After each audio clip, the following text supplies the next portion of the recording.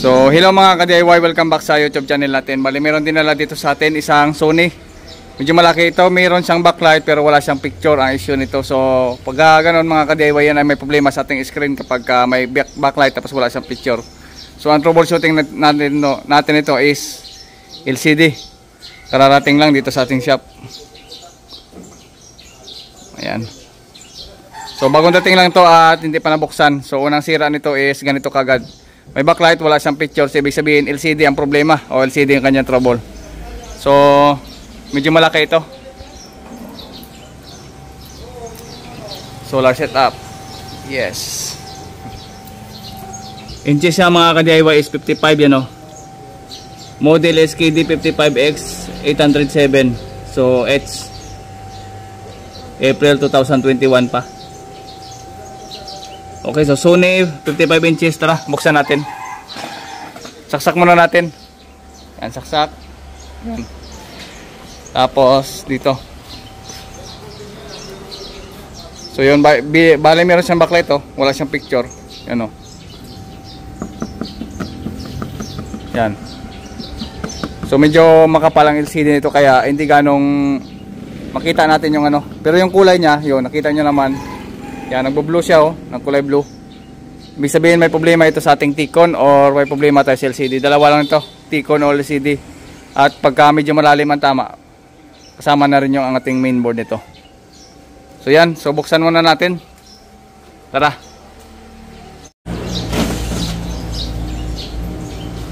Okay, bale Simon ang titira ng ating TV.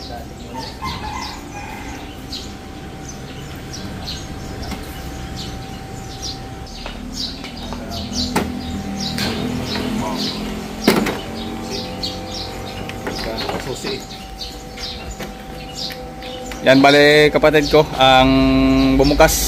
Ayan. Okay.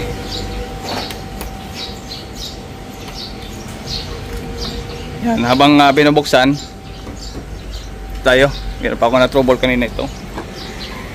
5 tanner. May PM issue.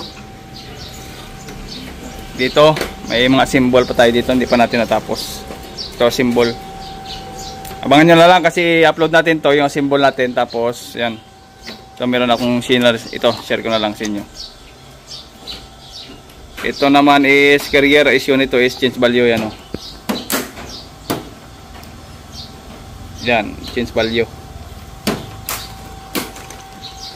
27 ohms.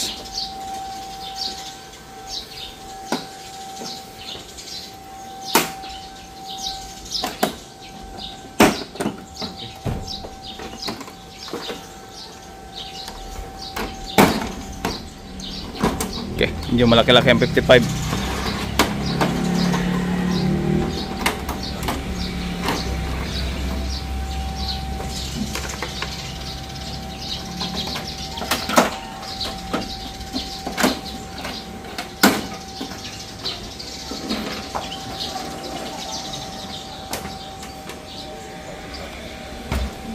So yan, ito yung power supply, design ng power supply.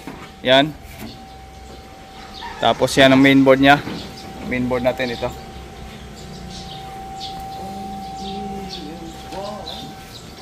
Dito tayo mag-trouble sa T-Con. Remove natin to, mga tornilyo. Yan, pa-remove muna natin to. Yung T-Con kasi naka-cover pa.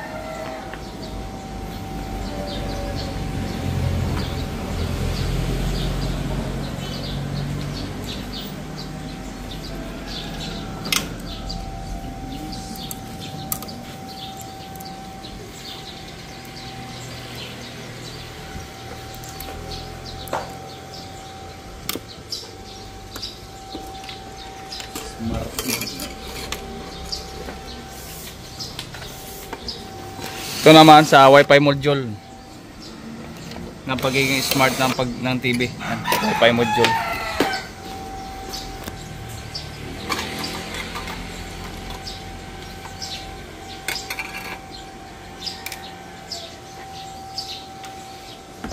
Double channel. Ito naman yung kanyang T-Con design. Ito yung DC-DC natin. Ito yung ating swapping. So gagawin natin is remove lang muna, wala muna tayong gamit ng tester. Subukan muna natin mag-remove left and right. So unahin natin dito, kaliwa. Remove tayo ng flex tapos saksak natin, tingnan natin kung may display siya.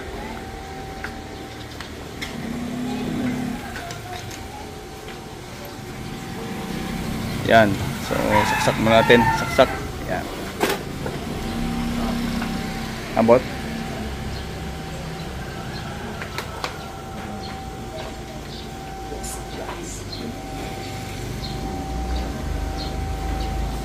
Dito, ano? Abot siguro. Hindi.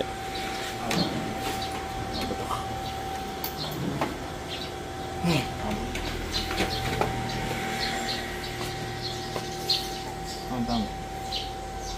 What's good? Plain na to. Plain. Plain.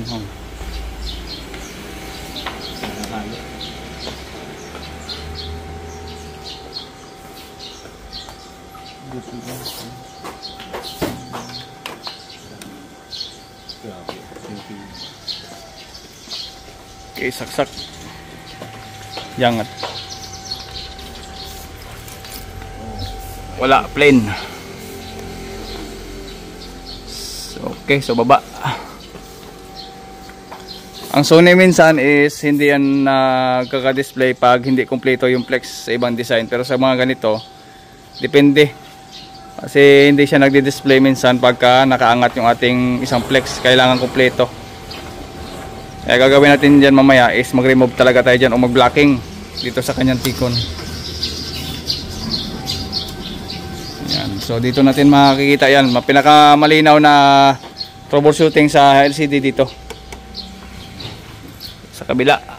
Yan. So nag-display yung Sony. So sa pagkakataong ito is nag-display yung Sony. Yan o. Yan. Meron siyang display.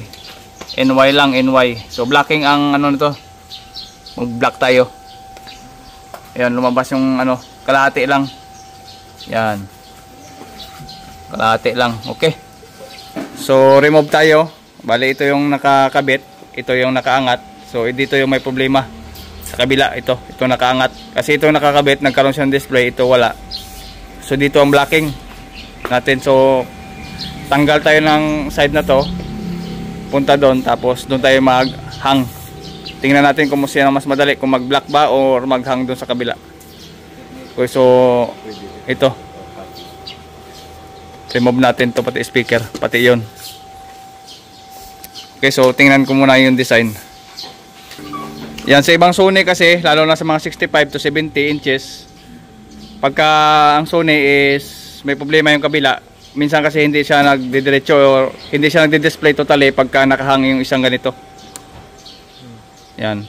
Kailangan makompleto. So, sa ganitong design is pwede siya. Nakalumabas yung display sa kabila. So, sa ibang unit is hindi. Kailangan makompleto. Ma-blocking mo muna bago siya magkaroon ng display. So, dito naman is kahit isa lang yung nakakabit, may display pa rin. So, pinatanggal ko yung Tikon. Tingnan natin sa Tikon. Ito yung Tikon ng 55 sa ganitong model ito. Tapos yung naman, ito naman yung natin, swapping.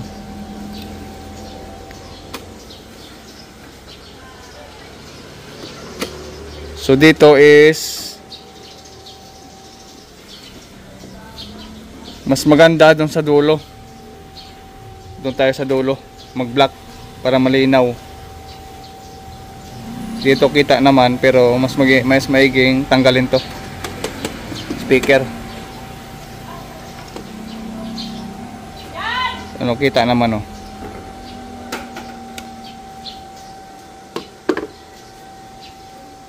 So ito yun oh. Wait na to. Ito yun sa kabila yan oh. 2, 4, 6, 8, 10. Ito yung kabila oh. Yan, 10. 2, 4, 6, 8, siyam. Siyam pala ito, siyam. Ito yung blocking natin dito. Ito yun. Ito. Yan, yung maliliit na butas. Sige, block tayo dyan. Ito banda sa gilid. So ayan, bali na block na namin ang ano, papel. Papel lang yung na-block natin. Sige, saksak natin. Saksak.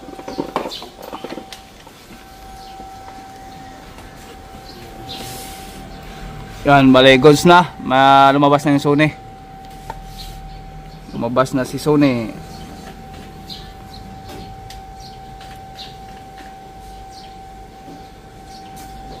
Yan, so drop po natin, medyo mabigat. Yan o. Okay. So i-fix na lang natin to. Lagay natin yung cover, tapos yung lahat ng ano. Ito, ayusin natin yung wifi module. Tapos yung speaker, balik na natin dito. So goods na. So takpan na lang natin to, tapos testing natin final. Okay. Final testing.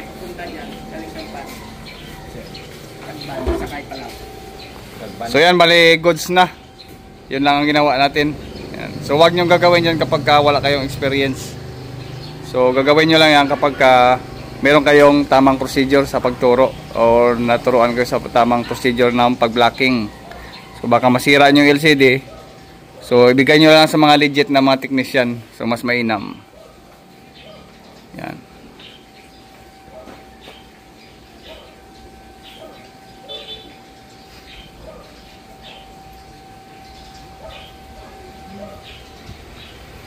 Yan, so merong konting ano, pagitan niya, no. Pero okay lang yan kasi yan ang pinakaano niya. Hanggang dyan lang yung kaya ng tip method or ng blocking. So hindi naman siya ganong pansin kapag medyo malayo. Okay naman siya, yan, no. Yan.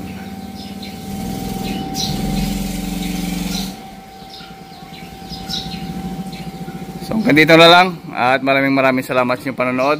This is JM Tutorial. Bye bye.